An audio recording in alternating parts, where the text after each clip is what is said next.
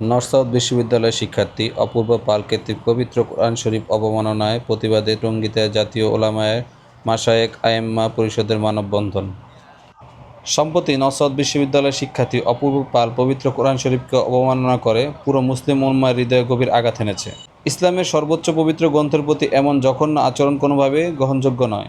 এই নিন্দনীয় ঘটনার তীব্র প্রতিবাদ জানিয়ে আজ জাতীয় উলামায়ে মাশায়েখ আইম্মা পরিষদ এর উদ্যোগে টঙ্গীতে এক বৃহত্তর মানববন্ধন ও প্রতিবাদ সমাবেশ অনুষ্ঠিত হয়। অনুষ্ঠানে উপস্থিত ছিলেন টঙ্গী জাতীয় উলামায়ে মাশায়েখ আইম্মা পরিষদের সদস্যবৃন্দ, সভাপতি, সাধারণ সম্পাদক সহ হাজারো ধর্মপ্রাণ মুসল্লি।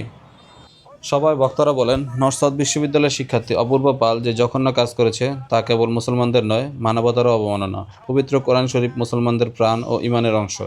এর অবমাননা কোনো অবস্থায় বরদাস্ত করা হবে না।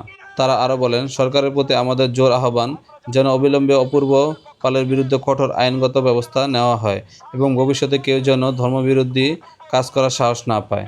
নিশ্চিত করে আমরা ইনশাআল্লাহ জাতীয় উলামায়ে কায়েমে পরিষদ করে ফেলবো ইনশাআল্লাহ। তাদেরকে উপযুক্ত শাস্তি দিতে হবে। সেই কোরআনদার নর্থ সাউথ ইউনিভার্সিটির অপূর্ব পাল পবিত্র কোরআনকে অবমাননা করেছে। অনতিবিলম্বে তাকে গ্রেফতার করে চূড়ান্ত শাস্তি বাস্তবায়ন করতে হবে। নতুবা যেই পাও দিয়ে কোরআনকে অবমাননা করেছে সেই পা বাংলার জমিনে রাখতে দেওয়া হবে না। মুসলমানদের ধর্মীয় অনুভূতি রক্ষার আলেম সমাজের ঐক্য, দৃঢ় অবস্থান ও ইসলামের প্রতি তাদের ভালোবাসার প্রকাশ এতে স্পষ্টভাবে প্রতিফলিত হয়েছে।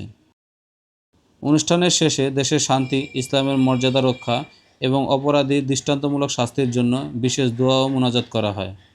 আল্লাহ, তোমার জমিনে তোমার কোরআনকে যারা অবমাননা করতেছে মালিক, আল্লাহ আমরা তো ইমানদার হিসেবে তা মেনে নিতে পারতেছি না। আল্লাহ আমরা কিছু করতেও পারতেছি না মালিক। আল্লাহ তোমার কাছে পড়িয়া তুমি আসমানি ভাবে আর ফায়সালা তুমি করে দাও।